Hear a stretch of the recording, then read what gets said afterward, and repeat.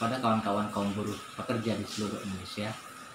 Memang sekarang ini di Indonesia sedang mengalami wabah pandemi virus COVID-19. Tapi jangan lupa kawan-kawan, ada virus yang lebih membahayakan dan menyengsarakan kaum buruh, yaitu UUD Cipta Kerja Nyata. Pekan lalu, pemerintah dan DPR menunda pembahasan salah satu klaster, yaitu klaster ketenagakerjaan. Ingat kawan-kawan, menunda bukan membatalkan, yang artinya suatu saat akan dilakukan.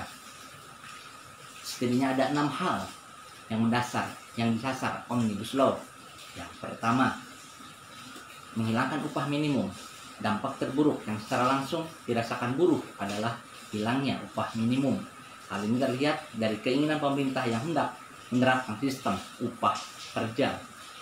Dan kata lain, pekerja yang bekerja kurang dari 40 jam seminggu, maka upahnya otomatis akan di bawah upah minimum. Dan hal ini akan semakin menyengsarakan bagi pekerja yang sakit, menjalankan ibadah sesuai kewajiban agamanya, atau cuti melahirkan, di mana upahnya tidak lagi dibayar, karena pada saat itu dianggap tidak bekerja. Dan yang kedua, menghilangkan pesangon. Istilah baru dalam Omnibus Law, yakni tunjangan PHK yang besarnya mencapai 6 bulan upah. Terkait hal ini, dalam Undang-Undang Nomor 13 Tahun 2003, masalah pesangon sudah diatur bagi buruh yang terkena PHK. Besarnya pesangon adalah maksimal 9 bulan dan bisa dikalikan 2 untuk jenis PHK tertentu, sehingga bisa mendapatkan 18 bulan upah. Selain itu, mendapatkan penghargaan masa kerja maksimal 10 bulan upah dan penggantian hak minimal 15% dari total pesangon atau penghargaan masa kerja.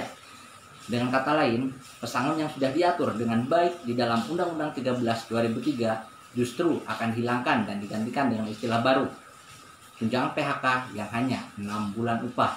Padahal sebelumnya buruh berhak mendapatkan hingga 38 upah lebih. Dan yang ketiga, fleksibilitas pasar kerja atau penggunaan outsourcing dan buruh kontrak diperluas. Dalam Omnibus Law dikenakan istilah fleksibilitas pasar kerja.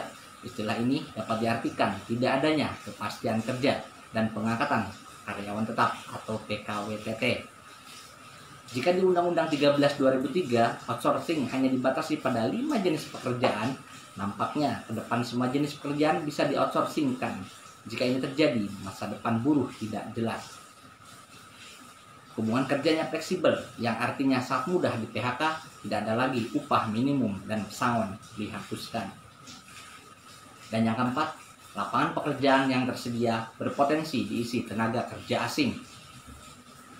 Terkait TKA dalam Undang-Undang 13 2003, penggunaan TKA harus memenuhi beberapa persyaratan, antara lain TKA hanya boleh untuk pekerjaan yang membutuhkan keterampilan tertentu.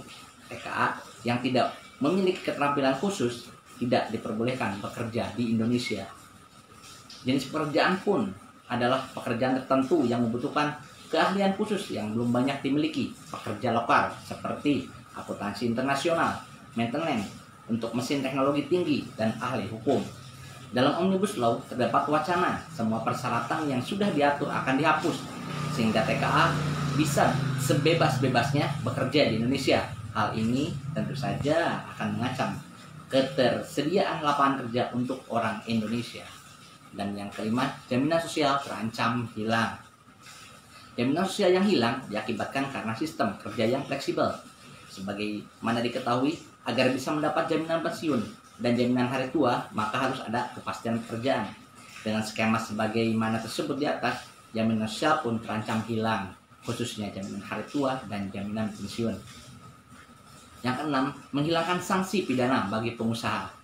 Dalam Omnibus Law juga ada wacana untuk menghilangkan sanksi pidana bagi pengusaha. Dalam Undang-Undang 13 2003 disebutkan sanksi pidana bagi pengusaha yang tidak membayar hak-hak buruh.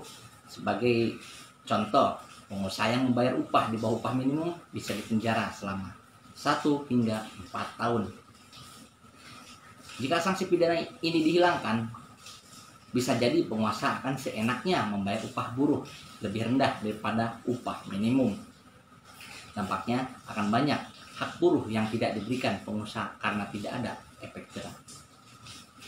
Ayo kawan-kawan, demi kesejahteraan kaum buruh, kita bergerak. tolak Omnibus Law. Salam kompak, kuat, hebat.